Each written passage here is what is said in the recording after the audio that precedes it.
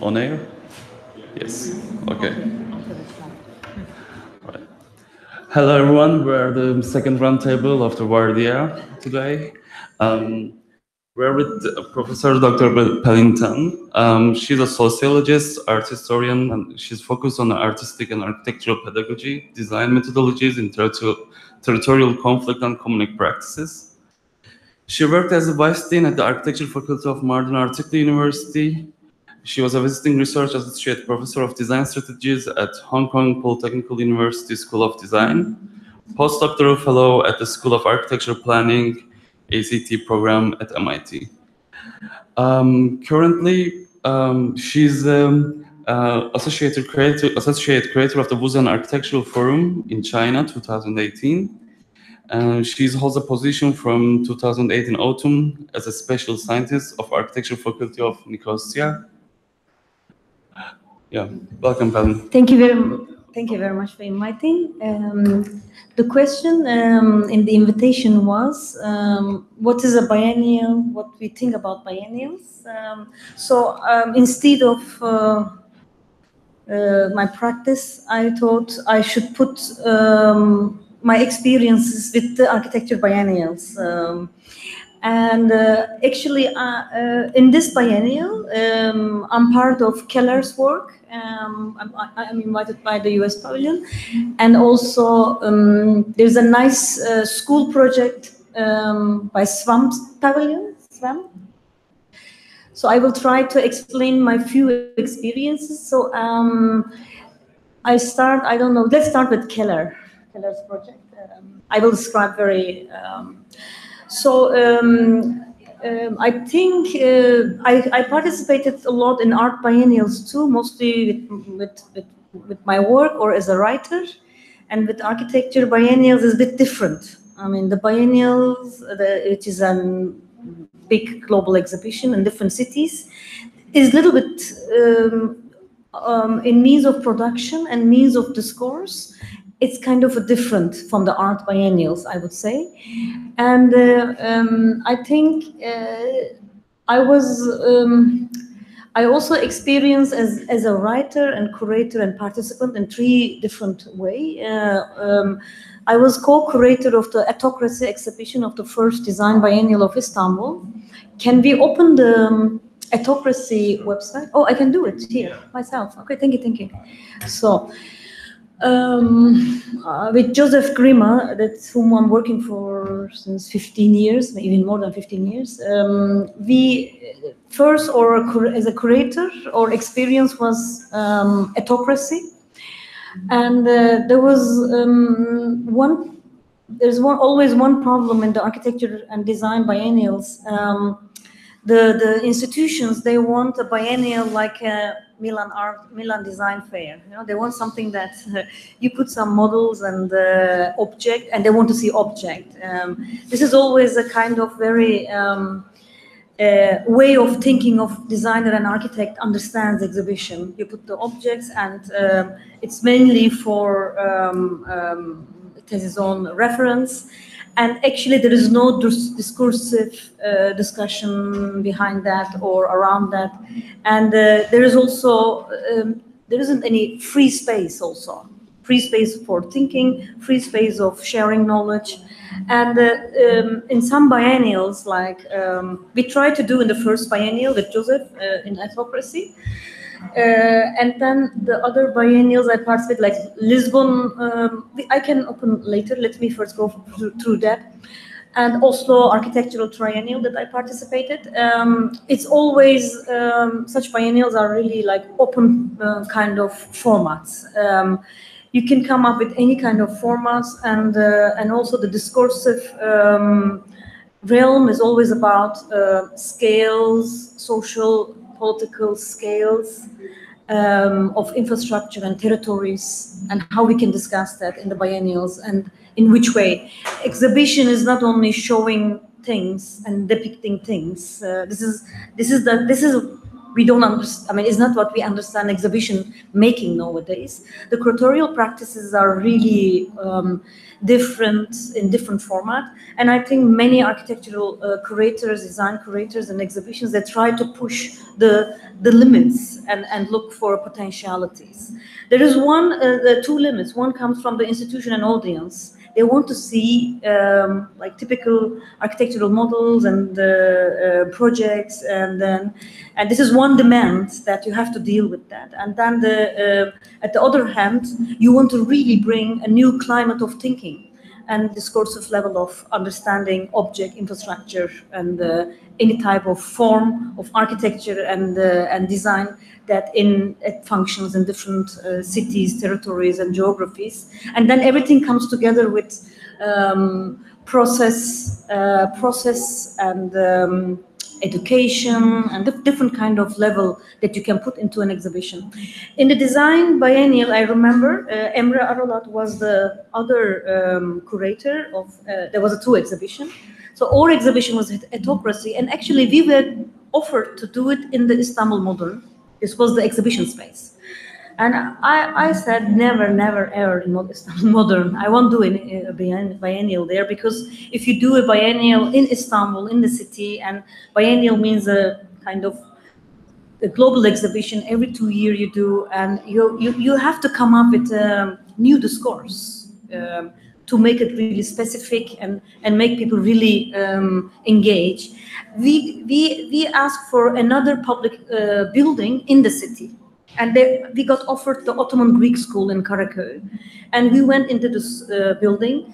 This is a primary school, is not so much functioning anymore, they don't have students. And the Ottoman Greek board wanted to turn it into an exhibition and event cultural space.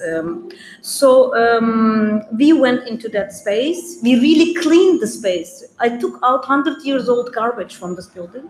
And with ethnocracy, which is kind of an opposite term of bureaucracy, we focused on open source design practices, commoning practices from neighborhood level to object, collective, small object level, any kind of scale, and city and territories. So I think the nicest thing in an exhibition, in a biennial, is you can deal with different kind of proximity of spaces and understanding of forms, of physical forms, and what is the dynamics around that.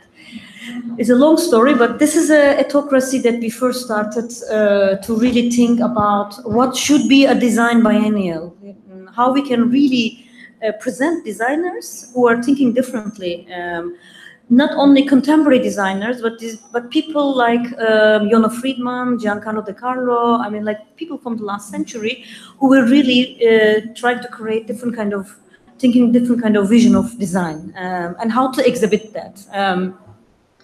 We repeated this exhibition in New Museum in New York, a smaller version, because we have been asked to do it. So we did a small, in New Museum, small version, and then in London, and then Onassis Foundation in Athens, they asked us the big exhibition, like totally to co-create the big exhibition, and we did that with with an open call, with some of the existing selection of the works from Istanbul Ethnocracy exhibition, and then we did this open call that we invited people from designer architects from Greece also, and we changed a little bit about the we call it autocracy, making things to making the commons. This was our idea. I mean, how things like objects, architecture can move into a practice of commoning.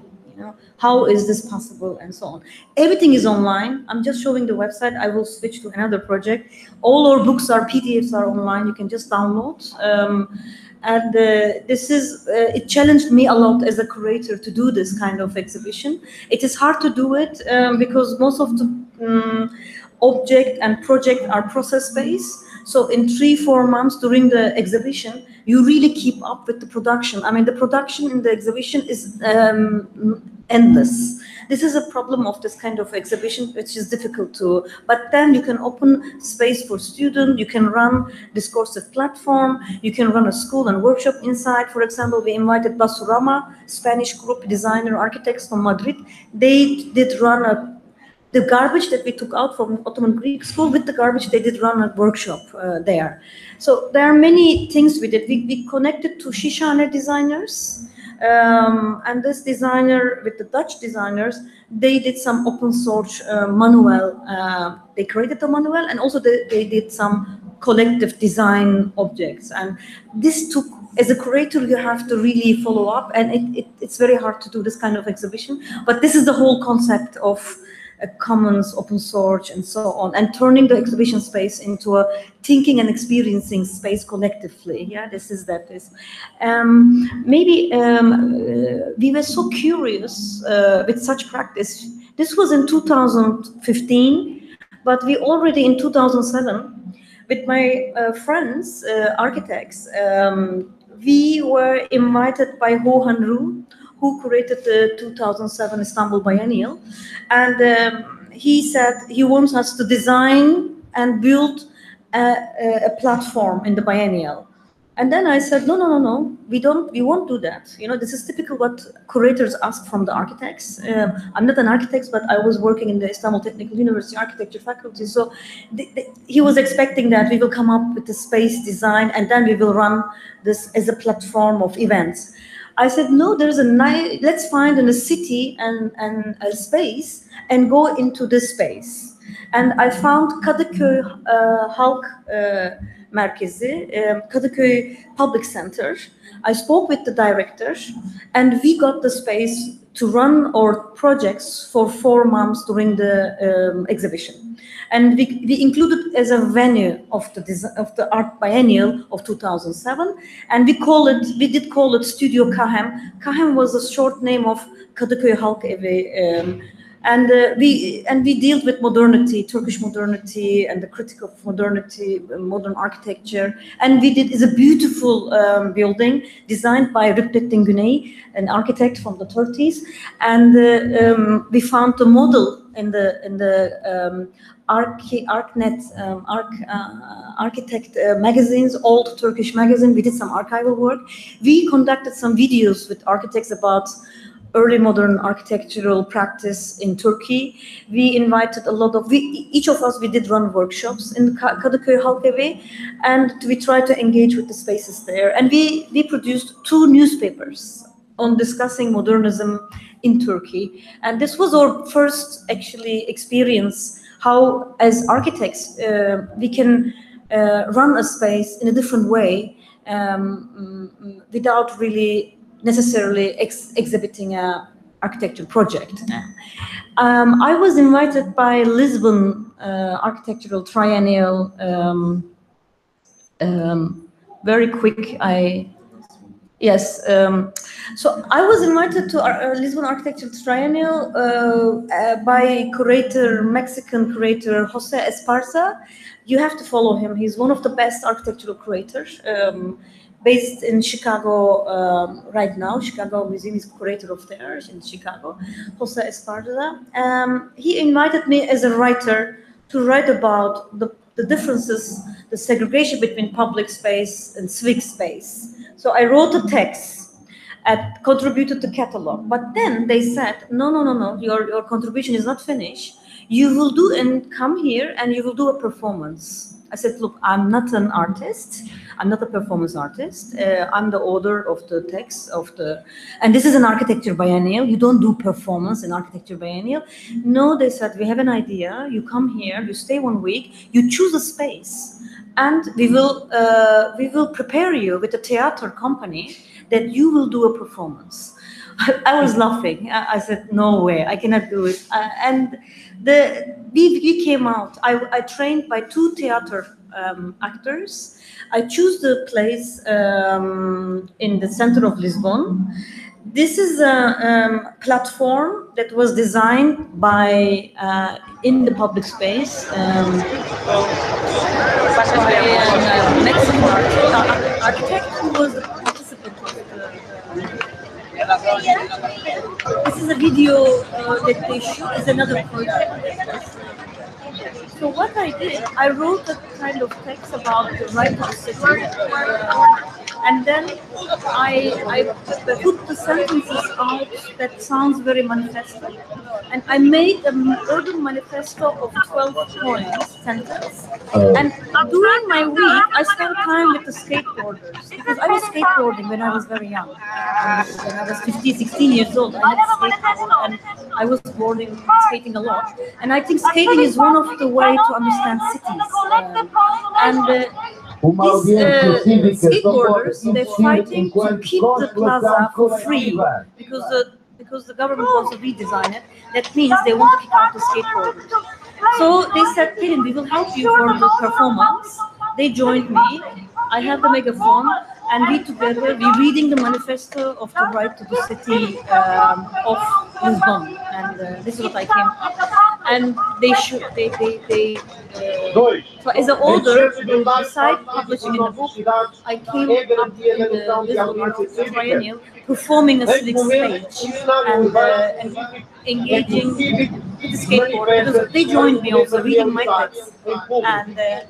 And our last sentence was, the city, the urban space should be free for skateboarders, no private. So this was one, you can watch this. We were with Martha Rosler, an artist from New York. Maybe you know her well. She did a lot of works on urbanism, anti-gentrification projects in the 80s and the 90s in New York.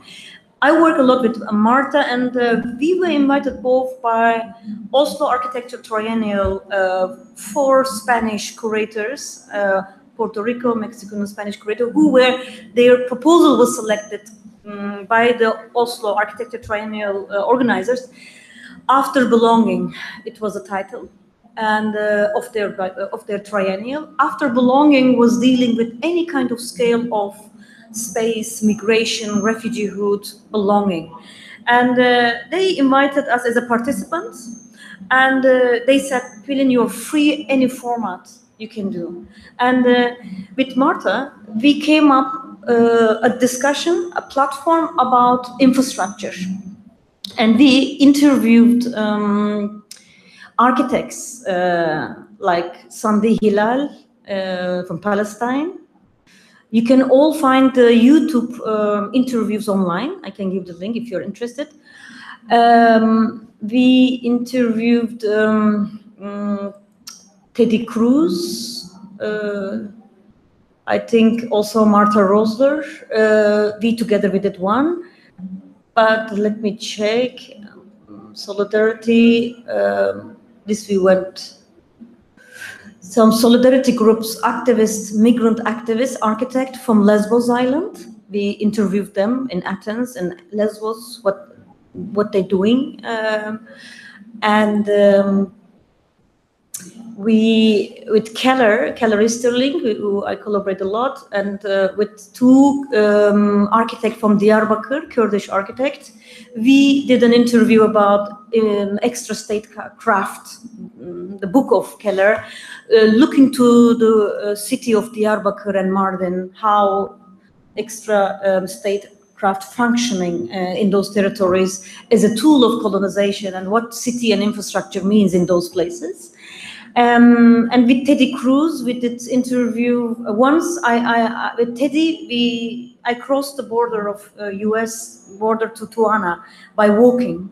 We did walk 4 or 5 hours crossing the border. It was a performative act we did with Alessandro Petti, Teddy Cruz, and me, and with some people together. And I knew the space where he's working for long years as an architect, trying to think the borderlines as the spaces of coexistence of commoning. So we have this interview also with that. So this was a kind of online YouTube interviews that the people that we work for long times together, questioning different scale of infrastructure. Border is an infrastructure, solidarity is an infrastructure, and mostly those infrastructure question was we were posing to mainly to architects what they are thinking, Keller or Teddy or Sandi Hilal and so on. And this was exhibited. I should tell also how those process-based things, very difficult projects, can be exhibited in an exhibition. They put each recorded online public interviews. It was public Google Hangout interviews, which I learned from some Italian architects who interviewed me in Shenzhen Biennial or somewhere in China or something. I learned from them how to use this. And then I used the same for this project. This is actually, I learned from a young architects group from Milan who are working a lot with Google Hangout online platform. They did teach me that. And then I did that. So the curators from the Oslo, each iPad, they put it in the exhibition space. So all the audience, each audience can pick up one headphone and listen the conversation. This was the one example. I'm just finishing because it's half an hour. I'm participating in the SWAP Pavilion also this year. It's a school project, basically curated by Gediminas and Nomeda Urbanas, who are the curator of Lithuanian Pavilion, just outside of the park in Via Garibaldi. You can go and visit. They have a nice exhibition there, and we have a 3 program. We have the SWAP radio. We did yesterday. Me, Mark Wickley, and Beatrice Kulevina, 3 of us, we did run the SWAP radio yesterday, and there will be Futurity Island in June. You can participate. It will be like 3 days workshop, and then there will be communism end of September. That I will be back again for this workshop. That will be more discussion about coming together and the discussion about different types of practice of commoning. So this is the SWAP school, and the book Gediminas is preparing will be out in October. That covers all the. But this is a kind of SWAP school we really want to continue, and that Gediminas initiated. This is also a kind of. There is an exhibition, their practice. But in the meanwhile, is the collaboration with MIT Architecture, because Gediminas is a professor in the architecture faculty of MIT. I'm one of the past fellow, also postdoc fellow of that program. So we together be running this schooling that we're learning together collectively. This is also one I like very much. Nice format of being in a biennial and engaging with. Different kind of discussion about Anthropocene, Capitalocene, the future of architectural practice, climate change, and urgent pedagogies, alternative pedagogies that you will see a lot in the next Istanbul Design Biennial in October. It will be main topic there. And I think I will finish with Keller's. Keller is invited by US Pavilion. And Keller is working on the project called Many, different kind of infrastructure of migration and refugeehood and refugee empowerment project. And this is a nice project. She's trying to create an application. This application will be ready soon. You can see now in the US Pavilion, but I think it will be something that you in a few months you can download the app. It will be a real application. But maybe you saw in the US Pavilion there are many solidarity groups and people and different kind of migrant and refugee institution and initiatives and different kind of geography that she is mapping and trying to bring together as a solidarity infrastructure of empowering refugeehood. And with Ahmet Öğüt, artist, we are running Silent University. We are also in this project and thinking how citizenship could be imagined differently. That is defined basically in nation-state perspective. You know, how can we go beyond that thinking, and how we can invest different kind of ideas of experience of citizenship that is already going on actually. And this I like the idea of creating an application and participating with app design conceptually, but speaking about refugeehood activism and how to include it in a kind of an architectural biennial. This is also very much interesting. Thank you very much. I'm finished. It was half an hour. The question was, what is the biennial? And for me, the biennial is experience. Either as a participant, as an author, as a curator. I mean, if you're a curator, you have more obligation. You have to deal with the sponsors, and they want from you Milan Art Fair, and you don't want to do that. So this is really like fighting thing. It's more to be comfortable to be as a participant, as a writer, because the curators give me always free space. Write what you want to write, do what you want to do. So this is more, of course, advantage. But if you are a curator, you have the power to create a new climate of thinking of design. And this is the most important thing. This is the role of the biennials nowadays. Otherwise, everywhere is so conservative. All institutions, academia is so conservative. We cannot move on in thinking of architecture and design. So this is why I prefer that how to turn biennials, these big exhibitions, even if there is no enough budget, money for that, into kind of a collective experience of thinking and doing something crazy stuff, radio program or this and that, band interviews or something like that, Thank you very much. Yeah, thank you very much, Pelin. Actually, it's very nice overview also. There are a lot of ideas matching with the Vardiya. Anyone has a question? Yeah. Jansu? Yeah.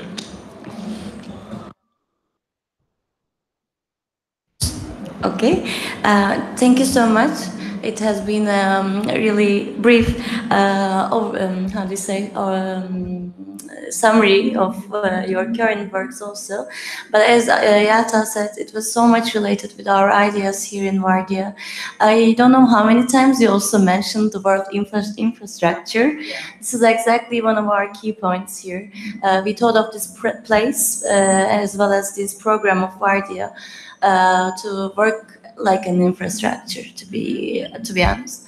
All of these places, all of these students coming all around the world. So it's just as you said, kind of a common practice for us too. I just like to ask a question about your methods of commoning in terms of conducting these hangout interviews, maybe meeting with some other peoples that you didn't know beforehand. I mean, do you have any protocols to share with us and with the students? Like they will be here for a week, and for the first time they know each other, and they will also execute this online connection without our presence as the creators of the space. So do you have any recommendations for them? You mean recommendation for kind of commoning practices based architects or people, practitioners? Yeah. And also with the some maybe recommendations about carrying out such a multi-layered communication processes. I don't know so much. I mean, you mean technically this Google Hangout or something? I mean, I don't have Facebook. I don't have Twitter. I mean, I'm a little bit not so techno person, digital person. Yeah, but I do a lot face-to-face things. And if you live in southeast of Turkey, you have to do face-to-face anyway. It's very dangerous to use a lot. Social media can be very dangerous for us. But generally, it's not about, I mean, there is no protocol or type of communication. It's more about what kind of discursive position you have. Because free space, the practice of commoning from different scale, from neighborhood to refugee camp, if you're involved in questioning infrastructure and the role of the architecture and design and the pedagogies of design and architecture, actually there are not so many people are working on that. And actually, you are also very described always as a marginal practitioners. People really don't invite you, I mean, to something, you know. It's very, especially in architectural, even in educational institution, is a bit too marginal, too is a taboo, you know. It's a bit, people are really, architecture institution are more a bit conservative. I know that as a sociologist, I work for a long time with them, and first thing is that there are not so many examples. This is one thing, and the second thing is that we're trying to do an archive, digital archive. The archive we will launch in 3-4 months with curator Malkit Shonan. Malkit was the previous Dutch curator of the Architecture Biennial, and she's a professor in Harvard GST, running a program, teaching called NIS infrastructure, solidarity infrastructure is our project. She was running about infrastructure, but then she came up with an idea, because we were working there in GST, how to create a solidarity infrastructure archive. So we're doing now a digital archive now, and we just want to finish it in September, October, and this will provide all the initiatives from different scale, from an urban neighborhood to a rural farm to a refugee camp. Different kind of initiatives, how they work, what is their methodology, and how they redefine architecture, space, house, kitchen, corridor, doors, gates, this kind of different kind of concept and functions, and we are creating a new glossary about that, and I think this could be very helpful for the student here to go and learn more, a different kind of initiation from Japan to Detroit, you know, different kind of city, and there are not so many, but there are many examples in everywhere in different scale. I think could be an interesting kind of creating alliances, assemblies. This is the best way to. Yeah. Thank you. All right. I think we're going to finish here. Also, Pelin needs to catch her flight. Thank you very much. Thank you very much for inviting. I hope I can send also a lot of different kind of example links that you can during your Vardiya you can check and work, get in communication online with those people. I know very good designers in Hong Kong who are working really with the street, with the people, homeless people together, and they're designing something from them. You should really contact them online. They can give lecture here online. You should contact Christoph Wodinsko, one of the oldest person who is already dealing with that for long years. You can really focus on that. Next week we will have Ahmed for a digital lecture. Ahmed can tell more about Science University. Yeah. Oh yes, sorry. Yeah. All right. Thanks for the presentation, Pelin. One thing at the end struck me, maybe quite forcefully actually, when you said that you think academia is more conservative or very conservative than the curatorial practices. I find that incredibly problematic. Yeah. I mean, I disagree on many levels, but is that comment kind of geographically specific, or is just really kind of general belief that somehow we are at a point culturally that you feel in academic environments there's not enough expression of how we construct the future in architectural discipline? I think the second what you say is true. I believe in that. The second last sentence. I would argue there are many good architectural faculties examples who are really trying to push the borders of like even in the trying to create experimental way of methodology in studio even. Except the curriculum. But there are not so many. I can say because I also go as a jury a lot to GST, to Hong Kong Uni, and I see different institutions always, architecture faculties, design, and you see the level. Although I'm not an architect, I'm luckily invited. Normally, they won't invite any architect to a studio review. You know, this is a rule already, and also by myself, I cannot run a studio because I'm not an architect. You know, I have to always run the studio with an architect together. So, but this is normal. This is a profession. I was running the faculty as a dean in Mardin. I know this is a part of a profession, and I don't mind. But you can do a lot of studio curriculum changes, and it is not so easy. In Mardin, we are lucky; we can do it freely because we have our team, faculty is a collective. We don't have hierarchy so much. But I know in Istanbul, in other parts of the world, it's not so easy to do institutional studio curriculum, etc. Yeah, it depends on the university, but generally there's a conservatism going on. This is why the architecture design biennials are popping up more and becoming more important. It's not only about networking, you know, although it doesn't function for the architect's office network anyway, but it's more like expanding the discourse and thinking experimentally what could be more the future. An institution as academia is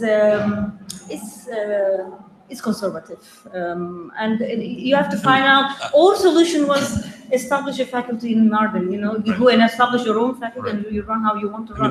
But this is a luxury; it doesn't happen, and it has a lot of difficulties. Right. I mean, I guess it's really kind of a geographically specific problem. I mean, you could say in the U.S. we have academic freedom, and no dean, no chair can interfere what I can teach. Right. I mean, we could see that as luxury. We could also see it as an incredible space to experiment for the reality of the future. Maybe one more quick question. I know we're over time. I'm sorry. I would like to enter this this particular discussion you are having now about